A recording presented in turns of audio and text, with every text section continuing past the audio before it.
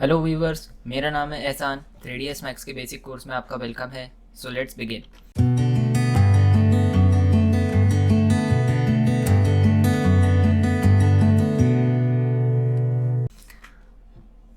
सो 3ds max के basic course का आज थर्ड वीडियो है। तो आज हम देखेंगे कि विजुअल ग्राफिक्स जो 3ds मैक्स के अंदर लोडेड है वो किस तरह से होते हैं। हम अलग अलग किस तरह के ग्राफिक्स इनपुट देख सकते हैं हमारे व्यू पोर्ट के अंदर जब हम किसी चीज़ को मॉडल कर रहे हैं। तो मैं उस चीज़ को समझने के लिए यहाँ पे कुछ ऑब्जेक्ट्स बना लेता हूँ। फॉर एग्ज़ाम्पल मैं यहाँ पर एक बॉक्स, एक कोन, एक स्फीयर, एक सिलेंडर।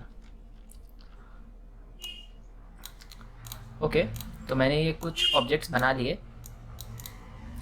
अब हमें देखना है कि 3ds मैक्स में कुछ अलग अलग जो विजुअल ग्राफिक्स हमें अवेलेबल है वो किस तरह से काम कर सकते हैं। विजुअल ग्राफिक्स को हम हमारे व्यू पोर्ट के अपर लेफ्ट कॉर्नर से एक्सेस कर सकते हैं। अगर मैं यहाँ पर सबसे आखिर में जो हमारे पास में डिफ़ॉल्ट शेडिंग लिखा हुआ है, मैं इस पर अगर क्लिक करता हूँ तो मेरे पास में ये एक पैनल ओपन होता है। मैं फ़िलहाल में 3ds मैक्स का 2020 वर्जन यूज़ कर रहा हूँ, 2020। ज़रूरी नहीं है कि ये सारे ऑप्शंस जैसे इसमें शो हो रहे हैं आपको किसी प्रीवियस वर्जन में या अपर वर्जन में शो हो। थोड़े बहुत ऑप्शंस ऊपर नीचे या कोई बॉक्स के अंदर या कहीं पे हिडन हो सकता है। तो ज़रूरी नहीं है कि जितने ऑप्शंस इसमें अवेलेबल है वो सब आपको हर वर्जन में अवेलेबल हो। बाकी 3ds मैक्स का आप कोई भी वर्जन यूज़ करिए, उसमें आपको ऑलमोस्ट सारे ऑप्शंस वही प्लेसमेंट पे वही जगह पर मिलेंगे जहाँ पे आपको इस 2020 में मिलेंगे। ओके, तो हम डिफ़ॉल्ट शेडिंग पे के ऊपर आते हैं। फर्स्ट ऑफ ऑल, अगर मैं इस पैनल को ओपन करता हूँ और यहाँ से फ़िलहाल हम डिफ़ॉल्ट शेडिंग पे, अगर मैं यहाँ से फेसेट पे जाता हूँ और मैं इसे क्लिक करता हूँ तो आप देख सकते हैं कि यहाँ पे कुछ फेसेस, जो ऑब्जेक्ट में मल्टीपल फेसेस अवेलेबल है, जैसे कि स्फीयर में बहुत सारे फेसेस है और सिलेंडर में कुछ फेसेस है, तो वो फेसेस हमें शो हो रहे हैं कि इसमें कितने फेसेस से मिलकर ये ऑब्जेक्ट बन रहा है। ओके, अगर मैं इससे नीचे वाले ऑप्शन पे आता हूँ, अगर मैं बाउंडिंग बॉक्स पे आता हूँ तो हमारे सारे ऑब्जेक्ट्स कुछ इस तरह के बॉक्स के अंदर शेप में चले गए हैं और हमारा ऑब्जेक्ट शो नहीं हो रहा है। हमारा ऑब्जेक्ट की सिर्फ आउटर लाइन शो होगी, वो भी तब जब हम किसी पर्टिकुलर ऑब्जेक्ट को सिलेक्ट करेंगे। फॉर एग्जांपल, अगर मैं इस सिलेंडर को सिलेक्ट करता हूँ तो मुझे इस बाउंडिंग बॉक्स के साथ में इस सिलेंडर की सिर्फ आउटर लाइन दिखेगी, मुझे और कोई ऑब्जेक्ट नहीं दिखेगा। ये स्पेसिफिकली यूज़ इसलिए होता है कि अगर आपके कंप्यूटर की कॉन्फ़िगरेशन इतनी अच्छी नहीं है कि आप हैवी फाइल्स को लोड कर सके, तो इस टाइम पे हम कुछ इस तरह का व्यू पोर्ट की विजुअल ग्राफिक्स को यूज़ करते हैं, पर इससे काम करना बहुत मुश्किल हो जाता है। अगर हम फ्लैट कलर की तरफ जाते हैं तो फ्लैट कलर में हमें सारे ऑब्जेक्ट्स ऐसे दिखेंगे जैसे बिल्कुल एक 2D इमेज है। हमें इसमें कुछ भी 3D नहीं दिखेगा, ये बिल्कुल एक 2D इमेज की तरह दिखेंगे। ना तो स्फीयर जैसे दिखेगा, ना सिलेंडर जैसे दिखेगा। तो ये बिल्कुल एकदम फ्लैट सॉलिड कलर की तरह दिखेगा। हम इसके नीचे आते हैं। अगर मैं हिडन लाइन को क्लिक करता हूँ, मैं देख सकता हूँ कि मेरे ऑब्जेक्ट्स के ऊपर कुछ ज्योमेट्री बनी हुई है, कुछ फेसेस बने हुए हैं। तो ये शो करते हैं कि मेरा ऑब्जेक्ट कितना स्मूथ रहेगा। इसके बाद में हमारे पास में ऑप्शन है क्ले का। तो अगर मैं क्ले को करता हूँ, क्ले की मिट्टी होती है, उस तरह से उसको अगर कोई ऑब्जेक्ट बनाते हैं तो ये बिल्कुल उसी तरह से हमें हमारे सारे ऑब्जेक्ट्स को शो करता है। मैं क्ले के बाद में अगर नीचे वाले पर आऊँ तो मॉडल असिस्ट को डिफ़ॉल्ट शेडिंग के जैसे दिखता है। अगर मैं स्टाइलाइज में चले जाऊँ तो स्टाइलाइज में कुछ मुझे अलग अलग ऑप्शन मिलेंगे, जैसे कि ग्रेफाइट।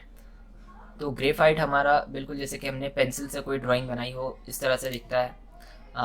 कलर पेंसिल है, अगर हमने कलर पेंसिल से कोई ड्राइंग बनाई हो तो ये उस तरह से दिखता है। इंक है, और भी इसमें बहुत सारे हमारे पास में ग्राफिक्स अवेलेबल है। कलर इंक है, एक्रेलिक है, पेस्टल है और टेक है। तो ये कुछ अलग अलग हमारे पास में विजुअल ग्राफिक्स अवेलेबल है। तो हम हमारी ज़रूरत के हिसाब से इनको यूज़ कर सकते हैं। हमको जिस तरह का चाहिए, हम डिफ़ॉल्ट शेडिंग पे वापस आ जाते हैं। अगर मैं वायर फ्रेम पे क्लिक करता हूँ तो हमारी सारी ज्योमेट्री एक वायर शेप में चले जाएगी। हमारी कोई भी ज्योमेट्री सॉलिड कलर में नहीं दिखेगी, ये इसमें सारे सिर्फ उसके फेसेस दिखेंगे, वो भी सिर्फ एक वायर शेप जैसे में दिखेंगे। तो हम इसके सारे फेसेस को, ये उस टाइम पे काम में आता है जब हम एक हैवी ज्योमेट्री में काम कर रहे हैं और हमें एक से दूसरे ऑब्जेक्ट के आर पार देखना है, तो हम इस तरह से किसी भी ऑब्जेक्ट के आर पार देख सकते हैं और किसी भी ऑब्जेक्ट्स को एक्सेस कर सकते हैं। तो ये अपनी ज़रूरत के हिसाब से हमको जब वायर फ्रेम लगेगा हम वायर फ्रेम को एक्सेस करेंगे। तो ये कुछ अलग अलग टाइप के विजुअल ग्राफिक्स हमारे व्यू पोर्ट में अवेलेबल है। मैं वापस से डिफ़ॉल्ट शेडिंग में जाता हूँ। इसमें हम ज़्यादातर एक्सेस करते हैं डिफ़ॉल्ट शेडिंग को, वायर फ्रेम को है, तो हम वायर फ्रेम में जाने के लिए F3 बटन का भी इस्तेमाल कर सकते हैं। अगर हम F3 प्रेस करते हैं तो हम वायर फ्रेम में चले जाते हैं, और हम अगर फिर से F3 प्रेस करेंगे तो हम वायर फ्रेम से वापस आ जाएंगे।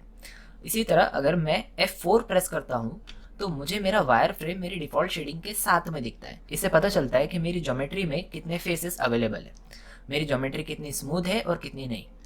तो मुझे अगर डिफ़ॉल्ट शेडिंग के साथ में वायर फ्रेम भी चाहिए तो मैं F4 प्रेस करूँगा, अदरवाइज़ मैं F4 डबल से प्रेस करके इस ऑप्शन को बंद कर दूँगा। उसके अलावा अगर हमारा कंप्यूटर में अच्छा ग्राफिक कार्ड लगा हुआ है तो हम यहाँ से हमारे इस पैनल को खोलकर हमारे 3ds Max की जो क्वालिटी है उसको हाई सेटिंग्स पे कन्वर्ट कर सकते हैं। तो हमारे सारे ऑब्जेक्ट्स जब हम मॉडल करेंगे तब भी ये हाई क्वालिटी पे दिखेंगे। और अगर आपका कंप्यूटर इतना हाई एंड कॉन्फ़िगरेशन का नहीं है तो आप सिंपली इसे हाई क्वालिटी की जगह पर स्टैंडर्ड पे रख सकते हैं, तो इसकी कुछ ग्राफिक्स जो होते हैं वो कम हो जाते हैं, जिससे आपके कंप्यूटर पे का लोड कम हो जाता है। अगर आपको इससे भी कम आपका कंप्यूटर का कॉन्फ़िगरेशन है तो आप इससे भी कम पे आ सकते हैं, आप परफॉर्मेंस यूज़ कर सकते हैं। परफॉर्मेंस में आपके सारे मटेरियल्स चले जाएंगे, आपको एक सिंगल कलर शो करेगा, जैसे कि हमने क्ले में देखा था। अगर हम क्ले को देखें या हम परफॉर्मेंस को देखें तो ये ऑलमोस्ट सेम होते हैं, क्योंकि ये दोनों के दोनों चीज़ों को सिर्फ सिंगल कलर में शो करते हैं, और जो हमने अगर मटेरियल्स अप्लाई किया है अगर तो उनको शो नहीं करेंगे।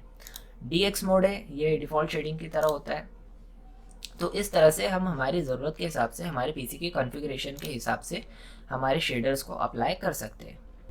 सो आज की क्लास में बस इतना ही। सी यू इन नेक्स्ट क्लास।